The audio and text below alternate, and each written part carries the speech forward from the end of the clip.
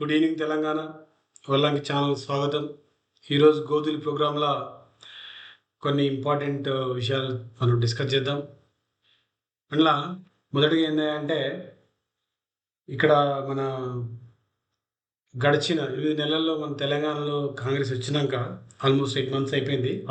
8 మంత్స్లో వాళ్ళు ఏమి ఇరగదీసిరాయా అని చిన్న రీక్యాప్ చేద్దాం. ఎందుకంటే ఈ మధ్య మంచిగా సోషల్ మీడియాలో దంచుతున్నారు. అన్ని రకాలుగా అన్ని రంగాల్లో వాళ్ళు దినదిన ప్రవర్తమానంగా దిగజారిపోతున్నారు. అది మనం ఒకసారి రీక్యాప్ చేస్తాం వాళ్ళ సంగతి ఏందనేది. అయితే దీనికి మీరు అన్నట్టుగా డిసెంబర్ 7వ తారీఖు 2023 నాడు ప్రమాణ స్వీకారం చేసిన ఈ కాంగ్రెస్ ప్రభుత్వం ఈ నెల 7 మొన్నటి 7 ఇలా 10వ తారీఖు మన 7వ తారీఖు నాటికి 8 నెలలు కంప్లీట్ అయింది. 8 నెలల కాలానికి వీళ్ళు చేసినటువంటి గొప్ప ఒక 8 లక్షలు పెట్టుకురు నెలకు ఒకటి.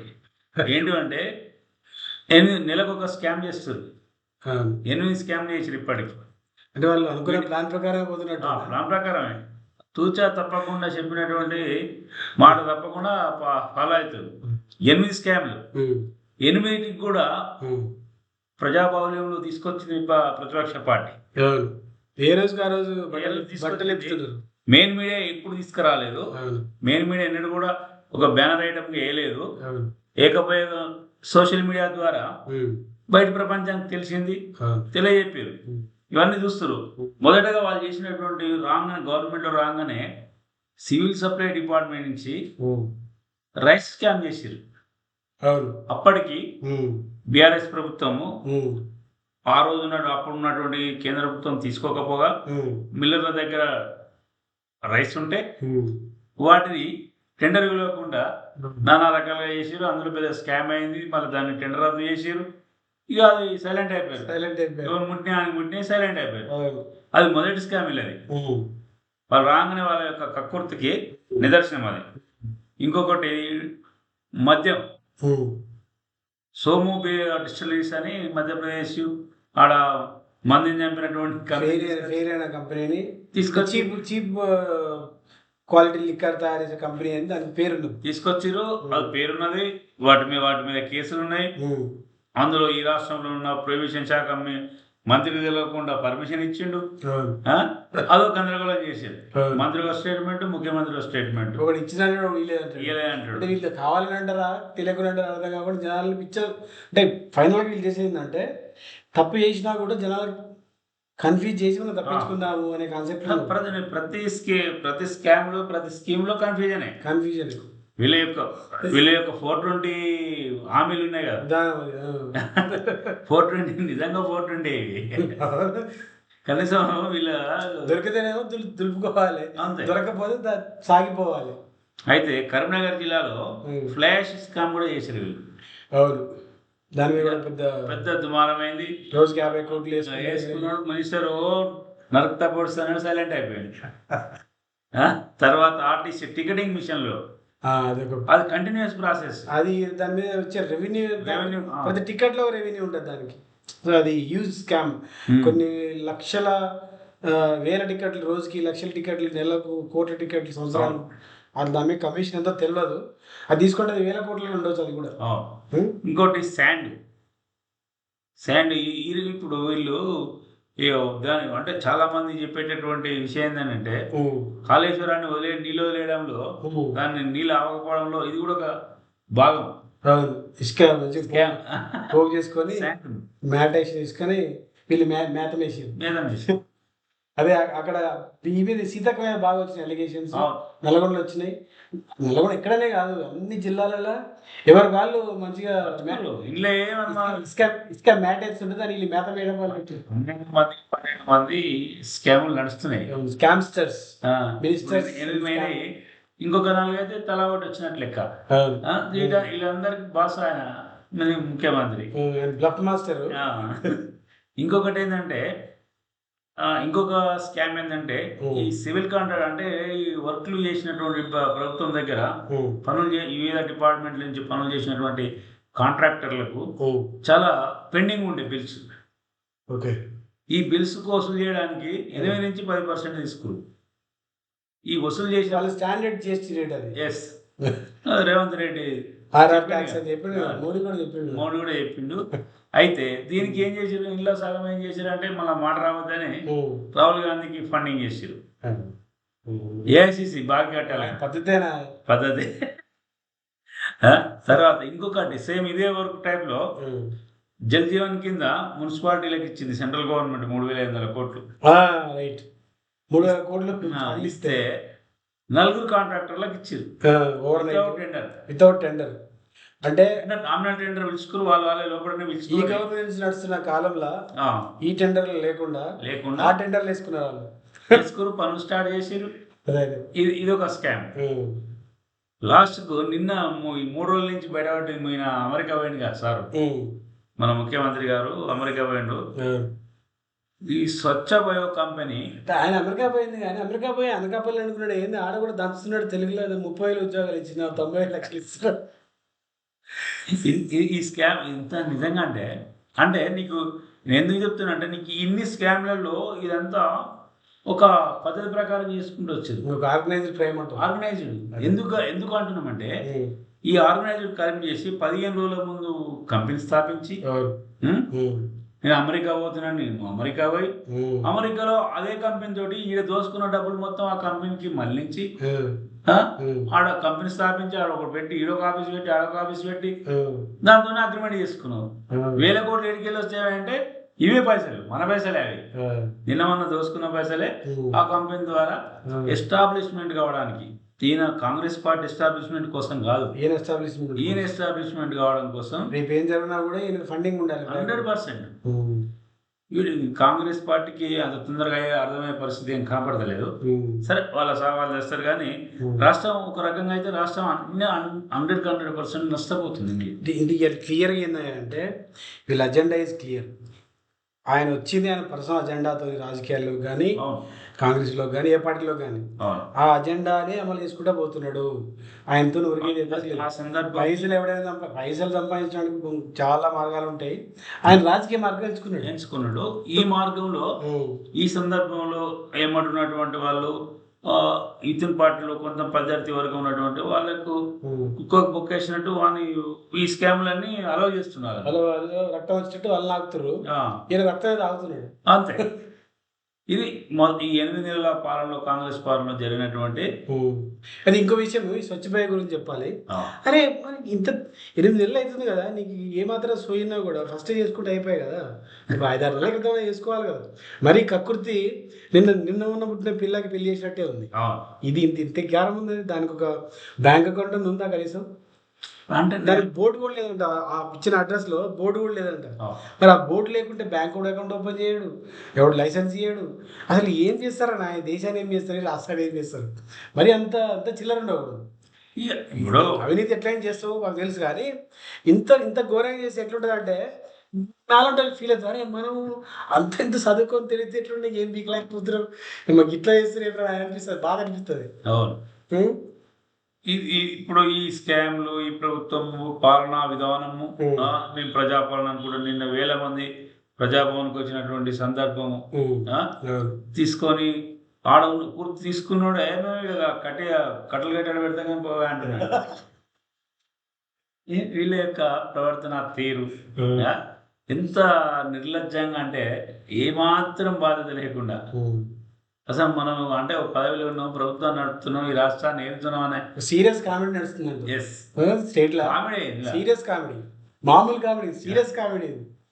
ఉత్తమ్ కుమార్ రెడ్డి సీరియస్ గా అంటాడు, అది శృంఖశాల కూలిపోయింది నాకు కూడా తెలియదు అంటాడు. మరి ఎవరికి తెలియాలి? నువ్వు అసలు ఎవరి దాని మంత్రి పక్కనే ఆయన కాన్స్టిట్యూషన్ పక్కనే ఆనుకునే ఉంటా కదా. నల్గొండ జిల్లా, నువ్వు జిల్లా మంత్రి, నీటిపారుదల మంత్రి కూడా నీకు తెలియదు. పెద్ద ప్రాజెక్టు, ఆ ప్రాజెక్టులో ఏం జరుగుతుందో మీకు తెలియదు. ఇంకోటి ఏమన్నాడు తెలుసా, నేను పరిశీలన చేయకుండా వచ్చినా అన్నాడు. అరే బాబు, ఎక్కడ ప్రతిపక్షంలో ఉన్నప్పుడు టైం లేదా, ఇప్పుడు టైం లేదా, మరి ఎందుకురా నువ్వు నాయన? మంత్రులకేమో పట్టించుకునే టైం లేదు, సీఎంకేమో ఏం తెలియదు. మీ మీద నూకేసిండు, ఆయన పని ఆయన చేసుకుంటుండు. ఆయన డబ్బులు మూటేసుకొని రేపు పొద్దున అవసరం అయితే బయటికి పోతే నా కంపెనీ ఉండాలి, నా సామ్రాజ్యం ఉండాలని ఆయన సామ్రాజ్య విస్తరణ కోసం ఆయన విదేశాలకి దండెత్తిండు. ఇక్కడున్న మంత్రులేమో తలాతోక లేకుండా మాట్లాడుకుంటూ తిరుగుతున్నారు. ఆయన ఇట్లాంటి విషయాలు ఇన్వాల్వ్ అయ్యాడు. ఎందుకంటే మనకి ఉన్న విషయాలే చక్కగా మాట్లాడలేకపోతున్నాము, అన్నిట్లు ఏళ్ళు పెడతాం మళ్ళీ దొరుకుతామని అన్నిట్లు ఇన్వాల్వ్ కావట్లేదు.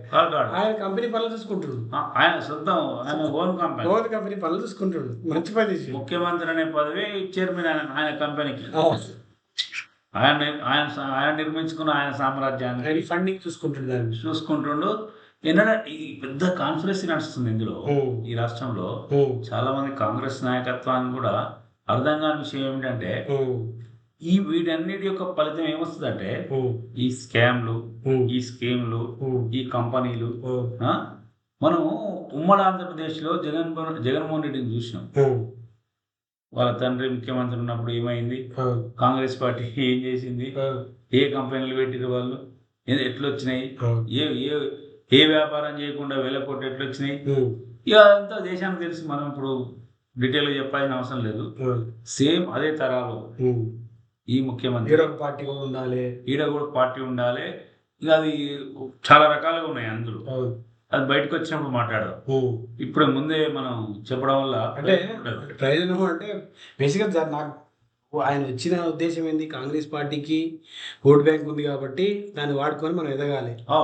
ఆయన సొంతంగా పార్టీ పెడితే అప్పుడప్పుడు పెడితే పీకేది ఉండదు కాబట్టి ఇంట్లోకి వచ్చిండు. ఇప్పుడు దీన్ని ఆగం పట్టించి ఈయనకంటూ దీని ద్వారా ఫండింగ్ రేజ్ చేసుకోవాలి, ఫైనాన్షియల్గా బ్యాక్ ఎండ్ తయారు చేసుకొని సామ్రాజ్యం తీసుకొని అప్పుడు ఆట ఆడాలి. నెక్స్ట్ ఈయన ఈ కెన్ బికమ్ బీజేపీ టీడీపీకి ఇది మూడవ పార్ట్నర్ కావచ్చు అని అంటావు.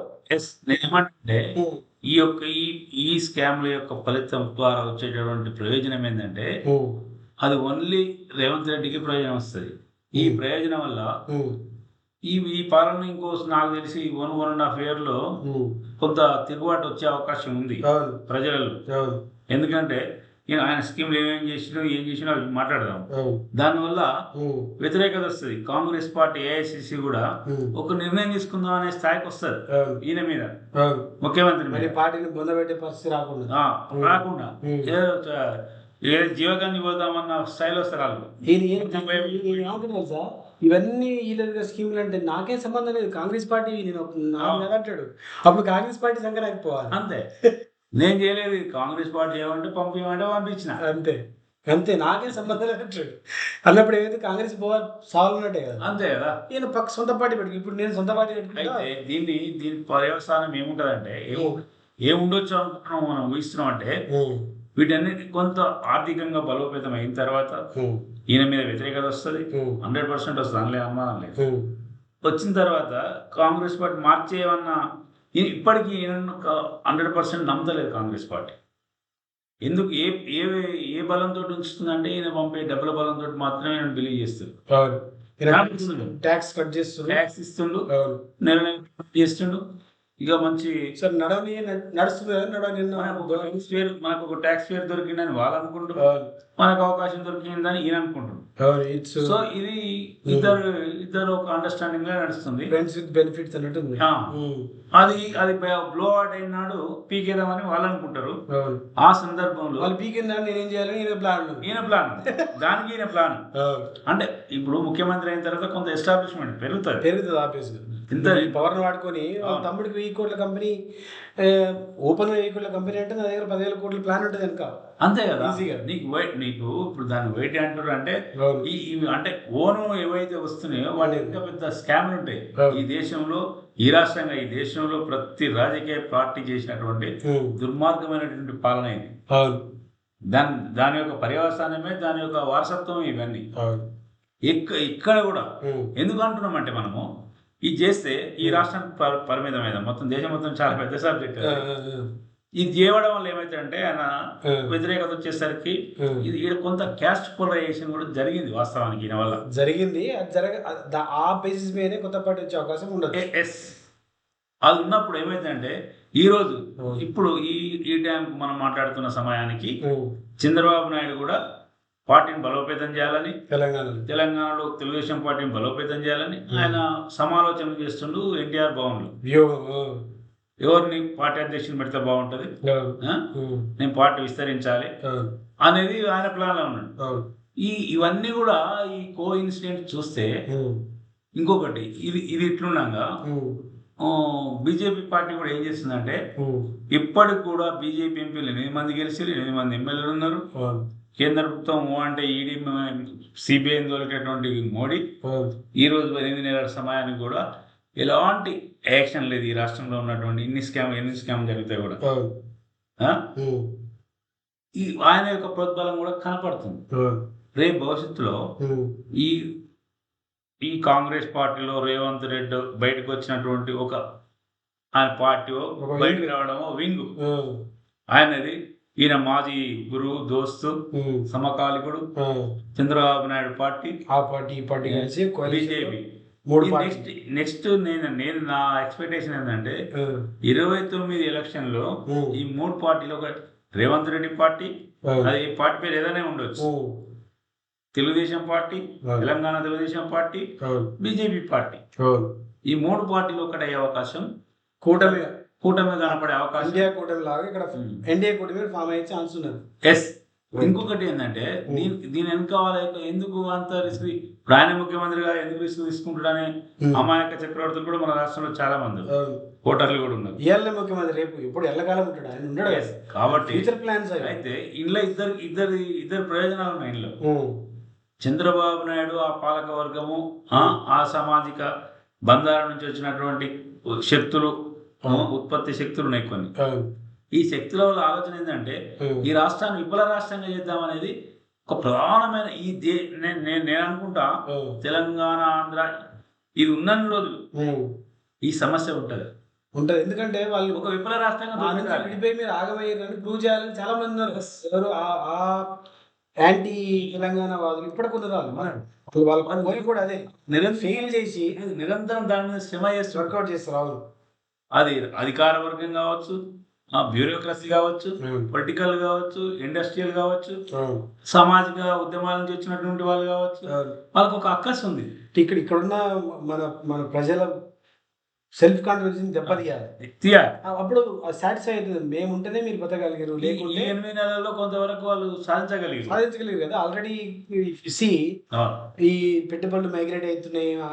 ఏది మన అమరావతిలో ఇంట్రెస్ట్ చూపిస్తున్నారు రియల్ ఎస్టేట్ కోసం అని, చాలా లేస్తున్నాయి. ఆల్రెడీ అటే మొగ్గు చూపిస్తారు. చంద్రబాబు కంపారిటివ్లీ బెటర్ ఈయన కంటే. దానికి నేను ఉదాహరణ చెప్తా. ఈ చంద్రబాబు బెటరు, ఆంధ్ర బెస్ట్ అనే దానికి ఉదాహరణ ఈయన నమ్ముకున్నటువంటి, ఈయన గురువు అయినటువంటి ఆంధ్రజ్యోతి పత్రిక నిన్న ఒక వ్యాసం రాసింది. ఏమనంటే సన్నగిలుతున్న, నమ్మకం కోల్పోతున్న కాంగ్రెస్ పాలన, దిగజారుతున్న కాంగ్రెస్ గ్రాఫ్, పడిపోతున్న కాంగ్రెస్ గ్రాఫ్. అందులో తప్పు రేవంత్ రెడ్డి లేదంట, రాహుల్ గాంధీ ఉన్నదంట. అది వాని వాదన, వాని కథ, ఇవన్నీ లింకప్. ఇవి ఎకో సిస్టమ్ నడుస్తుంది. ఇన్స్పైరసీ ఆన్ తెలంగాణ ఓన్లీ. ఇప్పుడు కేసీఆర్ ఈ కాంగ్రెస్ పార్టీ, ఈ ప్రో తెలంగాణ లేనటువంటి పార్టీల వల్ల ఈ రాష్ట్రానికి ఎప్పుడు కూడా నష్టమే జరుగుతుంది. ఏ రాష్ట్రానికైనా కూడా ఆ రాష్ట్రాన్ని ప్రేమించగలగాలి, ఫోన్ చేసుకోవాలి. బీజేపీ కూడా ఇట్లా చేసుకున్న సందర్భం కనబడలేదు. ఆయన దేశంతో చేసుకుంటాడు, అందుకే దేశానికి ఓట్లేస్తారు ఆయన. సరే, అది వేరే విషయం. సరే, ఇక్కడ మనకు అవసరం ఇప్పుడు సిచ్యువేషన్ ఇంకొక 10-20 ఏళ్ళు స్టెబిలైజ్ అయ్యి ఒక ప్రాపర్ నెంబర్ 1 స్టేట్ సిస్టమ్కి వచ్చిన తర్వాత, సిస్టమాటిక్ స్టేట్ ఉండాలంటే, ఇట్లాంటి గద్దలు వాళ్ళు తల్లిపోకుండా ఉండాలంటే మాత్రం అది కావాలి. మనకున్న ఇది జరిగేటటువంటి అవకాశం బలంగా కనపడుతుంది. జరగచ్చు. దీనివల్ల, ఈ కొల్యూషన్ వల్ల, ఈ మూర్ఖుల అంటే ఏమంటామంటే వీళ్ళను ఇచ్చిన వాళ్ళే అసలు వాళ్ళందరూ కలిసి ఇతరులను ఇచ్చిన వాళ్ళు అన్నారు, కానీ వీళ్ళు ఇచ్చిన వాళ్ళు వాస్తవానికి. రాష్ట్రాన్ని బాగుపడదు ప్రజలను. అంటే ఎంత కోపం ఉంటే, నీకు ఎంత జలసి ఉంటే ఈ విధంగా చేయగలుగుతారు. అది ఏ పార్టీ అయినా, మనిషి అయినా, వ్యక్తి అయినా, సంస్థ అయినా అంతే కదా. అంతే.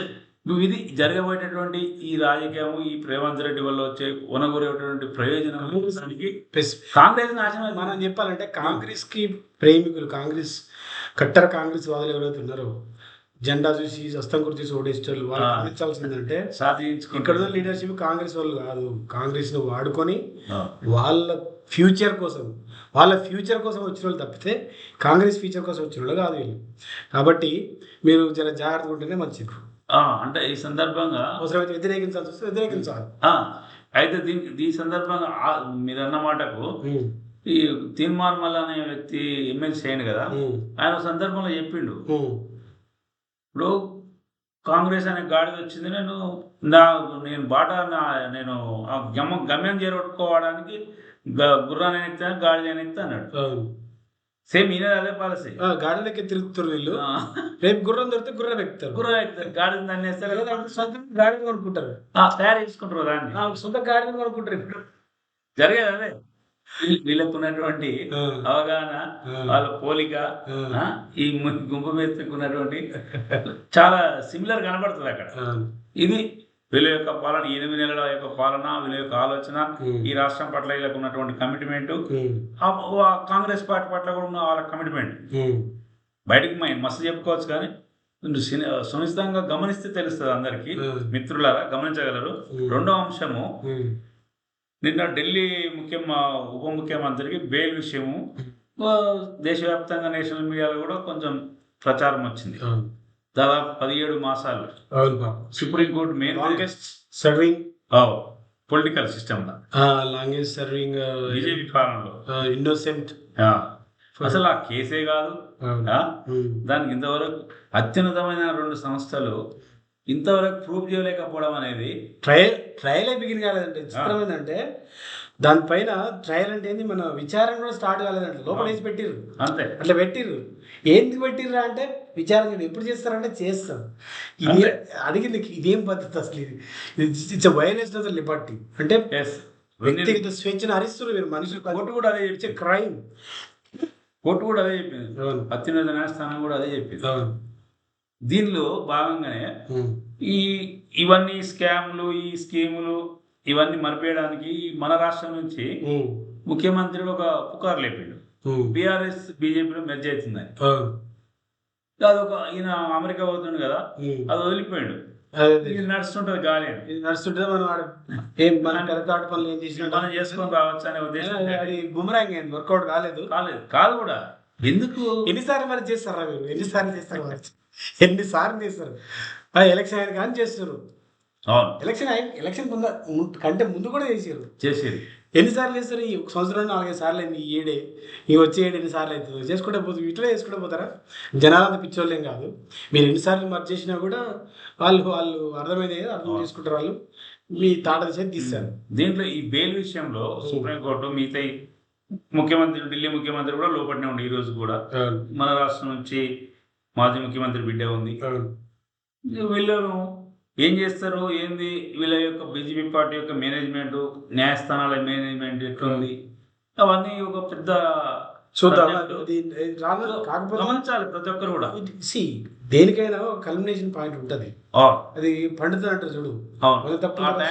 టైం వచ్చేసింది, ఇంకా వాళ్ళని ఆపలేరు దాన్ని. అది వామిటింగ్ కక్కు వచ్చినా కళ్యాణం వచ్చినట్టు వీడి దాకా వచ్చింది, బయట పడుతుంది, నువ్వు చేయడానికి పడుతుంది.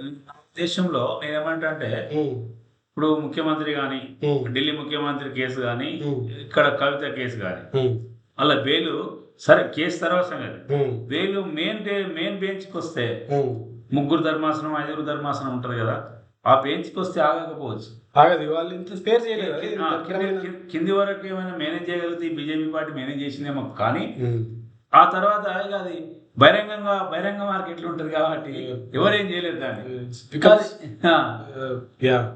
అది ఆ దేశం కూడా అంగీకరించింది.